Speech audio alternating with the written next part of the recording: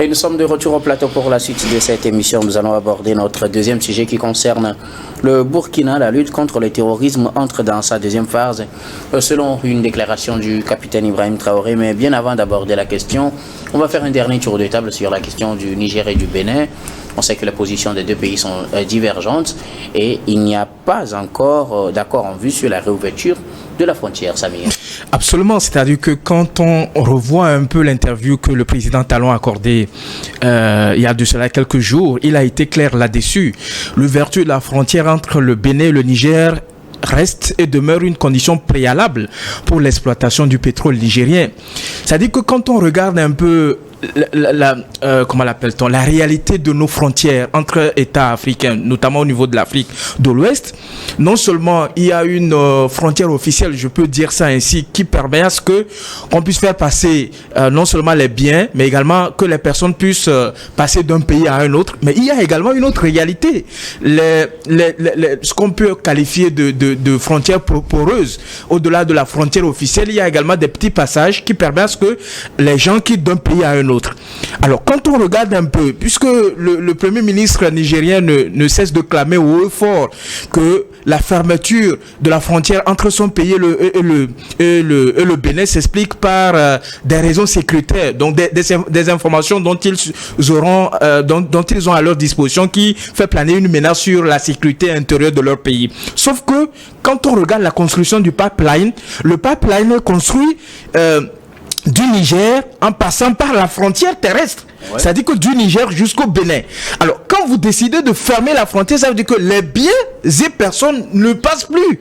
Donc, c'est pour ça, moi, je suis d'accord avec le président Talon qui dit qu'en réalité, l'ouverture de la frontière entre les deux pays reste une condition préalable pour l'exploitation du pétrole. Sauf que, quand on regarde un peu également, malgré la médiation qui a été proposée par l'entreprise WAPCO, l'entreprise chinoise, pour essayer de planer un peu les divergences entre les deux parties, je pense que la partie nigérienne reste campée sur sa position. C'est-à-dire qu'ils veulent en fait faire en sorte que, au Bénin, la population puisse avoir une autre image de Talon qui est appréciée au cours de ces dernières années comme ayant fait des réformes économiques, les réformes économiques assez encourageantes qui ont permis à ce que le pays retrouve une certaine vitalité économique. Donc, les Nigériens veulent faire payer personnellement ce problème qu'ils ont avec Talon. C'est-à-dire que la personne qui est visée dans cette affaire, c'est le président Talon. Il suffirait que les Béninois décident un beau matin de changer à la tête de leur pays le président, que vous verrez que les Nigériens auront une autre version, une autre attitude face dans les analyses. Je vous dis par rapport à ce qui se fait. Quand vous voyez un peu les différentes interventions, les différentes réactions des autorités nigériennes, vous comprenez aisément que la personne qui cause problème dans cette histoire, c'est bien évidemment le président Talon. En tout cas, merci beaucoup à vous. Cheikh Claude Anglenou, que faut-il retenir en définitive? Moi, je m'exprime en faux contre le président Talon, parce que si l'ouverture de la frontière était un préalable pour le transit du pétrole, il ne devait pas accepter que la première cargaison de pétrole soit enregistrée. N'est-ce pas? C'est parce qu'il y a eu des négociations. Quelles que soient les négociations de l'entreprise Mancro, il devait refuser. Quand il dit que l'ouverture des frontières, il devait refuser. Il ouvre la frontière et on autorise l'embarquement de son pétrole. Il ne l'a pas fait aujourd'hui, il dit quoi? Donc pour vous, ce n'est pas en fait une raison. Ce n'est pas une raison, la fermeture de la frontière. Le général Tiani, le président du gouvernement de transition du Niger, a une certaine méfiance par rapport au coup de force contre son pays. Et pour preuve, le 20 mai dernier, les djihadistes qui ont attaqué la base militaire de Boni étaient venus du Bénin. Point. Merci beaucoup. À vous, Cheikh Claude Anglenou Gabin, que faut-il retenir? Oui, pour moi, le plus important, c'est pas l'ouverture des frontières nigériennes, puisque je ne sais pas les informations qu'ils ont par rapport à la sécurité, à l'insécurité qu'ils sont en train de craindre. Mais pour moi, le plus important aujourd'hui, c'est d'arriver à faire reculer le pétrole. Et là, on est en train de parler en termes d'argent. Et le Nigeria a besoin d'argent. Et le Bénin aussi a besoin d'argent. Donc, si le pipeline passe par les frontières béninoises, Patrice Talon, premièrement, avait accepté qu'on fasse passer ce pétrole-là parce qu'il voulait montrer son ouverture par rapport au Niger. Mais, puisque le Niger reste méfiant, ce qui est leur droit, bien sûr, il faut traiter de manière spécifique et spéciale le pétrole nigérien, puisque ça fait partie des produits qui peuvent passer par la frontière du Bénin. Donc le Bénin aujourd'hui est en droit de demander qu'on fasse un traitement juridique spécial à ce produit-là. Si le Niger, si vous formez votre frontière, Sama vient de le dire, si vous fermez votre frontière, ça veut dire que tout ce qui doit provenir de l'autre côté, ça ne passe plus. Donc, alors, comment se fait-il que le pétrole va passer sans être taxé de nouveau ou bien sans être traité sous un régime spécifique? Donc, c'est ce que le Bénin est en train de demander. Le Bénin n'intime pas l'ordre au Niger d'ouvrir les frontières, mais de renégocier le contrat par rapport à ce pétrole-là. C'est tout ce que le Bénin est en train de demander, puisque l'entreprise WACPO aussi met la pression sur le gouvernement béninois. Donc, c'est tout à fait normal aujourd'hui que le Bénin demande un nouveau traitement, un nouveau régime juridique par rapport à ce pétrole-là. Le gouvernement nigérien a l'habitude de dire que l'affaire du pétrole ne le concerne pas, que ça concerne l'entreprise chinoise et le gouvernement béninois. Non, il y a des accords bilatéraux et puis des accords tripartites. Voilà, justement. Mais le temps est contre nous, on va devoir passer d'un sujet à un autre. Nous abordons donc notre deuxième sujet. Nous prenons la direction du Burkina pour parler de la lutte contre le terrorisme qui entre dans sa deuxième phase. En croire les propos du capitaine Ibrahim Traoré. Elle a fait ses déclarations ce dimanche 2 juin. C'est le président et capitaine Ibrahim Traoré qui le déclarait. Il avait quelques jours plus tôt rencontré les volontaires pour la défense de la patrie VDP à l'occasion d'une rencontre où il a échangé largement avec eux et les a motivés à reprendre courage dans le combat pour aborder justement cette deuxième phase du combat qu'il vient d'annoncer. Cette deuxième phase va consister à une protection plus accrue de ces VDP et des milieux qu'il contrôle. Il s'agira, si on suit les propos du capitaine qui ont été relayés par le service de communication, il faut creuser des tranchées, il a dénombré un certain nombre de techniques qu'il faudra mettre en œuvre pour que les VDP ne soient pas surpris par des attaques, mais qu'ils prévoient des attaques, qu'ils anticipent sur les terroristes afin de pouvoir gagner ce combat-là face au terrorisme au Burkina Faso. Oui, le capitaine Ibrahim Traoré a fait cette déclaration en disant que la deuxième tranche commence à partir d'hier et qui consiste à faire les aménagements du dispositif sur le terrain, notamment en creusant des tranchées et en mettant beaucoup d'armes sur le terrain parce que les équipements sont disponibles. Oui. Et il faut la formation des BDP. Et toutefois, ce n'est plus au gouvernement du Burkina Faso d'attendre les attaques et les contre-attaques, mais aujourd'hui, les forces armées burkinabées doivent attaquer, doivent chercher les djihadistes pour pouvoir les taper dans leur dernier retranchement. Et c'est la deuxième phase. Il dit que les équipements sont disponibles, et il y a tous les moyens militaires et autres qui sont disponibles, et pour cause, demande au VDP d'être courageux et disponible pour pouvoir vaincre ces djihadistes qui, depuis 2016, ont commencé par attaquer le Burkina. Alors, si on parle de deuxième phase, ça suppose qu'il y a une première phase qui a pris fin. La première phase a commencé depuis 2016. Qu'il a pris le pouvoir. Et on entre aujourd'hui dans une deuxième phase. Mais que peut-on dire de la première phase qui vient d'être clôturée? A-t-elle été concluante? Quelles sont les leçons qu'on peut tirer, pour nous autres analystes qui voyons de la situation? Que pouvons-nous garder de cette première phase et qu'attendre de la deuxième?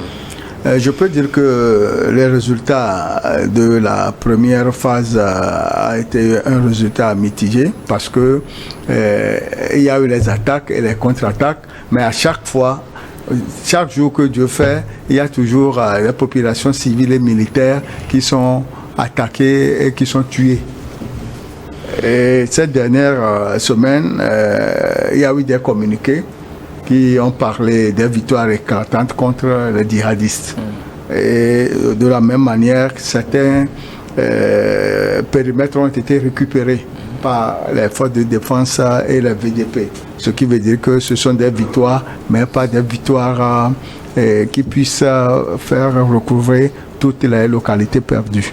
Donc, moi, je conclue en disant que le résultat est pour le moment mitigé. Et que peut-il attendre de cette deuxième phase, vu qu'elle voit la manière dont elle est annoncée? Compte tenu de l'appel à la sensibilisation et à la remontée des morales des troupes et des VDP, et pour la mise et que la disposition des matériels de guerre peuvent prouver que la deuxième phase sera une phase terrible qui pourra bouter dehors les djihadistes. Toutefois, la guerre n'est pas gagnée d'avance et c'est le terrain qui commande l'action.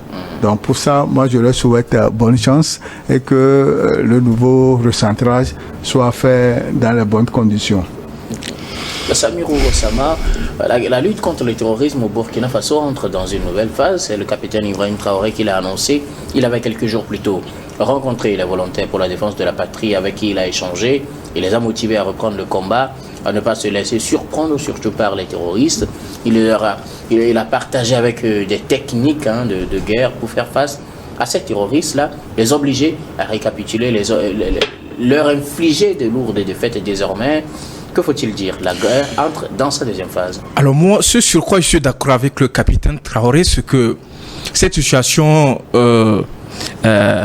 face à laquelle se trouve aujourd'hui le Burkina Faso n'est pas une situation qui est la résultante d'une action quelconque du Burkina Faso. C'est-à-dire que le Burkina Faso n'a attaqué aucune personne, le Burkina Faso n'a attaqué aucun pays.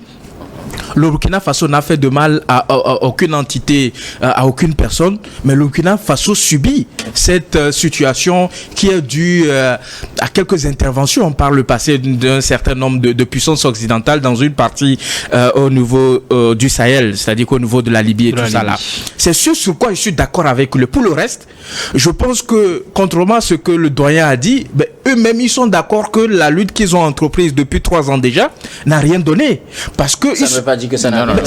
Je vais vous expliquer ce pourquoi je dis cela. Okay, parce que vous vous rappelez bien, ces militaires-là qui sont au pouvoir ont organisé ce qu'ils appellent une assemblée nationale ou une assise nationale. Ils ont regroupé certains représentants des acteurs des différentes catégories de la société. C'est-à-dire eux-mêmes, ils ont sélectionné ceux qui doivent participer à cette assise nationale. Et au cours de cette assise, ils ont fait l'exposé des motifs. Ils ont expliqué qu'en réalité, à l'heure actuelle où ils sont en train de parler, la lutte contre le djihadisme, la lutte contre le terrorisme n'a pas encore donné le résultat escompté. Comme quoi, ils doivent pouvoir donner plus de temps à l'armée burkinabé pour pouvoir aller dans ce sens-là. Et dans la foulée... Ils n'ont pas dit que ça n'a rien donné. Est-ce que vous avez bien suivi l'exposé des motifs? Oui, mais ils n'ont pas dit que moi, je les ai suivis. Ils ont convaincu, ils ont donné des éléments matériels pour convaincre ceux qui sont venus assister à cette assise nationale pour dire qu'en réalité, puisque ce qui était prévu, beaucoup plus de temps, puisque ce qui était prévu, c'était de leur donner un peu plus de 3 ans, quelque chose comme ça. Mais à la fin, les militaires s'en sortent avec 5 ans. Et donc, ils ont encore 5 ans à passer à la tête du pays. C'est-à-dire qu'au fur et à mesure qu'ils sont en train de diriger le pays, ils sont en train de prendre leur marque véritablement. Et quand tu prends leur marque, en réalité, l'argument fallacieux, je peux le dire sans toutefois me tromper, l'argument aussi facile qu'ils ont trouvé, c'est dit qu'en réalité, le pays est confronté à une situation d'insécurité totale. Donc, sur le premier volet, je vais vous expliquer, sur le premier volet, ça reste mon analyse, sur le premier volet, le problème n'est pas résolu véritablement. Le problème sécuritaire, ce qui motivait véritablement le coup d'État qu'ils ont perpétré en 2 reprises pour prendre le pouvoir, n'est pas résolu, il n'y a pas des avancées notables.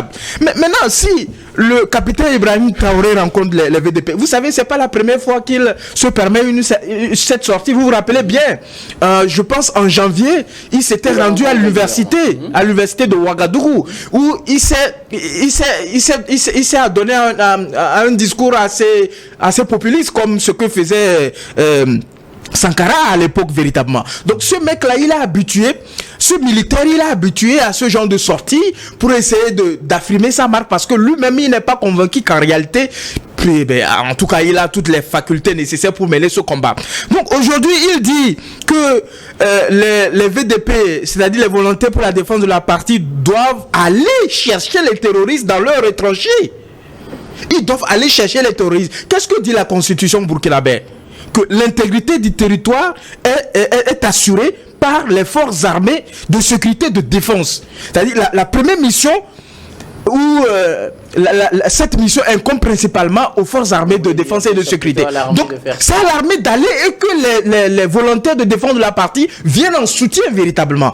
Ça, ce n'est qu'une première partie. La deuxième chose, il dit par exemple que comment l'appelle-t-on? À l'avenir, il y aura un recrutement dans l'armée, que les VDP doivent se préparer. Mais je pense que les militaires en place au Burkina Faso se trompent véritablement de combat. Parce que pour mener à bien ce combat, pour arriver à bout de ce djihadisme qui détruit nos pays, non seulement les pays du Sahel, mais également les pays de la côte comme le Bénin, le Togo, qui sont régulièrement attaqués par les groupes terroristes, je pense qu'il faudrait recruter davantage. Il faudrait renforcer l'effectif militaire. C'est-à-dire qu'il faut laisser de côté. Non, où est-ce qu'il était au cours de ces 3 dernières années? Combien de recrutements les militaires ont fait pour renforcer l'effectif des armées du Burkina Faso? Combien de matériel ils ont acquis si véritablement cela comptait pour eux dans ce sens-là? Moi, je pense que au-delà de ce qu'on peut dire, en réalité, la lutte contre le djihadisme, contre le terrorisme, c'est un combat non seulement de longue haleine, parce que au fur et à mesure que nous avançons,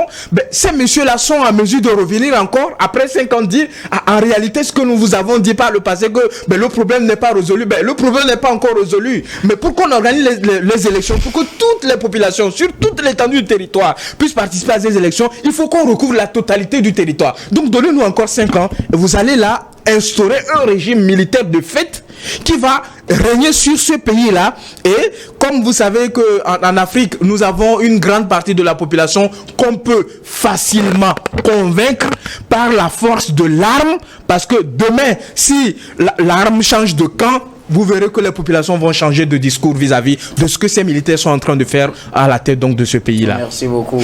À vous, Samir Ourosama. Si je comprends bien pour vous, le bilan de la première phase n'est pas réluisant. Ils ont manqué carrément à ils l'ont reconnu véritablement. Et ils demandent 5 ans de plus. Bien sûr, ils demandent 5 ans de plus. C'est leur manière de reconnaître en fait leur défaite. Alors, qu'en dites-vous, Gabin Adjaro? La guerre entre dans sa deuxième phase. Que dites-vous d'abord de la première phase et comment envisagez-vous la deuxième? Je pense que mon ami Ourosama, quelqu'un que j'aime très bien, a fait des analyses et puis quand même il a donné des intentions qui ne sont pas ce que Ibrahim Traoré et son régime ont dit. Je pense que la première phase, et c'est à mettre à leur actif d'ailleurs, avoir ce courage-là de faire le bilan d'un premier parcours avant de se lancer dans un deuxième parcours. Je pense que c'est à mettre à son actif et c'est très bien. Quand on voit tout ce que Ibrahim Traoré a fait depuis 2022 jusqu'à maintenant, mais sur le terrain, le bilan parle de lui-même. Rappelez-nous quelques actions pour pouvoir convaincre Samir, parce qu'il dit qu'il n'a pas été convaincu. Premièrement, quand il est venu, qu'est-ce qu'il a fait? Il a su que les militaires ne peuvent pas résoudre ce problème-là seuls, parce que la plupart du temps, les terroristes s'infiltrent dans la population et pour commettre des dégâts. Qu'est-ce qu'ils ont fait? Il a recruté 90 000 volontaires. Avec l'assistance de la société civile et autres, ils ont eu à former ces VDP-là, qui aujourd'hui sont quand même un soutien pour l'armée. Ils n'envoient pas, il a dit quelque chose, il n'envoie pas les supplétifs, les VDP autres là, au front. Pas du tout, ils ne les envoient pas chercher. Ils protègent leur avant ces VDP-là résidaient au sein de la population pour pouvoir dénicher les terroristes. Mais maintenant, ils les envoient sur les lignes pour ne plus attendre que ces gens-là viennent. Il faut les repérer beaucoup plus tôt. Vous suivez son message pour apporter de l'eau à votre moulin. Oui. Vous suivez son message, il dit il faut nous alerter qu'ils viennent, ne dites pas que nous sommes sous le feu. Voilà. Quand ils approchent, pour qu'on puisse vous appuyer avec les drones et à venir à bout de ces terroristes. Voilà, donc avant de dire que vous êtes sous le feu des terroristes. Voilà, bien avant aussi, il n'y avait pas tellement de matériel et autres. Aujourd'hui, il y a les matériels d'assistance et autres là qui sont en train de travailler réellement sur le terrain et qui neutralisent quand même ces terroristes là. Aujourd'hui, le pourcentage qu'occupaient ces terroristes là n'est plus le même. Ça a pratiquement diminué. Et ces gens-là, avant, moindre chose, on attend que bon, tel véhicule a été attaqué quelque part, telle cargaison a été minée et autres là. Mais aujourd'hui, ça fait pratiquement plus de 8 mois, on n'a plus entendu parler de ce genre de choses-là. La dernière fois que les femmes avaient été arrêtées et autres, ben, ils ont tout fait pour les libérer, même si on peut quand même qualifier la bravoure de ce genre de ces femmes-là. Donc pour moi aujourd'hui, Ibrahim Traoré, aujourd'hui qu'il est devenu chef d'État, il n'est plus président de transition, je pense qu'il veut déployer réellement son calendrier. Et ce qu'il est en train de faire sur le terrain, je pense que c'est tout à fait normal. Et ça, on est dans une situation de guerre et tout le monde doit contribuer. Si les Burkinabés eux-mêmes disent que bon, on est là, on veut être recruté, on veut réellement aider notre pays à recouvrer l'intégralité de sa stabilité, je pense que c'est tout à fait normal. On est dans une situation exceptionnelle, on ne va pas juste s'attaquer à la durée, à la tête du Burkina par Ibrahim Traoré. Moi, c'est pas ça qui m'intéresse. Aujourd'hui, il y a personne qui parle à Bachar al-Assad d'organiser les élections. Et comme on dit, l'Ukrainien là, et Zelensky, il est là, bon, il y a personne qui lui dit, bon, il faut t'apprêter à organiser les élections. Donc, pour moi, aujourd'hui, le plus important, c'est d'arriver à recouvrir les élections.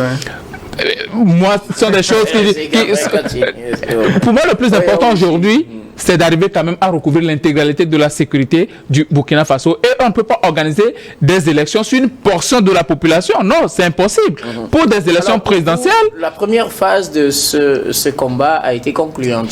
Ça a été, même si l'objectif n'est pas totalement atteint, puisque pour eux, l'objectif, ça doit être de bouter hors ces terroristes-là. Mais même si ce n'est pas à 100%, on peut dire qu'ils ont quand même essayé de faire quelque chose et ça a atteint au moins, on peut dire 70%. La moindre des choses. Ça, c'est mon analyse. Parce que quand tu vois, même sous Marc-Christian Kaboré, les crimes qui ont été commis et autres, après Damiba, ce qui a été fait, et aujourd'hui, Ibrahim Traoré, 2 ans seulement à la tête du Burkina Faso, ben, on voit réellement que c'est un monsieur qui est en train d'abattre un travail louable. Et les Burkinabés sont en train de l'accompagner dans ce terrain-là. Donc pour moi, le plus important, c'est pas le mandat d'Ibrahim Traoré à la tête du Burkina Faso. Parce que si quelqu'un d'autre arrive aujourd'hui à la tête du Burkina Faso et que les mêmes problèmes se posent, est-ce qu'on va s'attaquer à la personne en disant que bon, tu es à la tête du Burkina, tu es en train de... Il faut quand même faire en sorte qu'il y ait une stabilité dans la gestion et dans la lutte contre le terrorisme, puisque les Burkinabés, aujourd'hui, leur plus grand problème, ce n'est pas qui est à la tête du Burkina Faso, mais comment faire pour que nous soyons en sécurité. C'est ça le plus important. Merci. Moi, je voudrais apporter un élément. Il y a de cela 3 mois, la dernière attaque a eu lieu au Burkina Faso. Du 23 au 25 février 2024, plusieurs attaques simultanées contre des positions des forces de défense et de sécurité et de populations civiles ont fait de nombreuses victimes. À peu près 170 morts. Il n'y a que 3 mois en 2024. La source?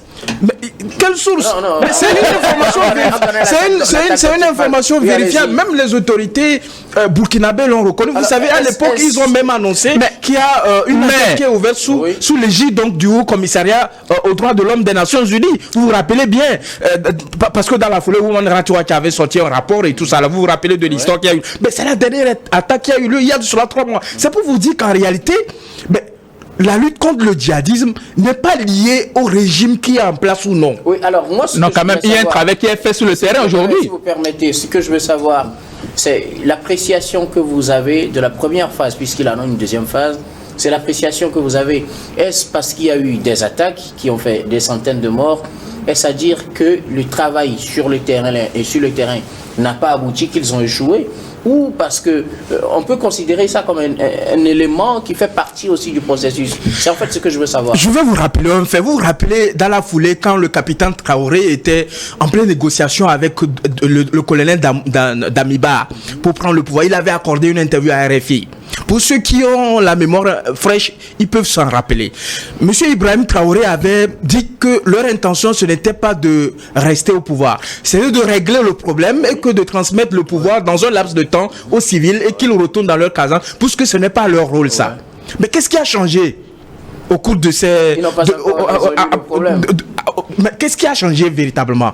Et moi, j'ai suivi l'exposé des motifs, mais j'ai suivi également l'exposé des motifs qui a été distillé au cours de cette assise nationale et ils ont même convaincu ceux qui étaient là qu'ils ont beaucoup plus besoin de temps pour pouvoir arriver à beaucoup. Mais ceux qui étaient là n'étaient pas des tarés, ce sont des intelligents quand même. On aurait pu laisser le même temps à Damiba ou à Roch. Non, pas ça. C'est-à-dire que c'est le fait de lier la lutte contre le djihadisme, le terrorisme à la gouvernance de l'État.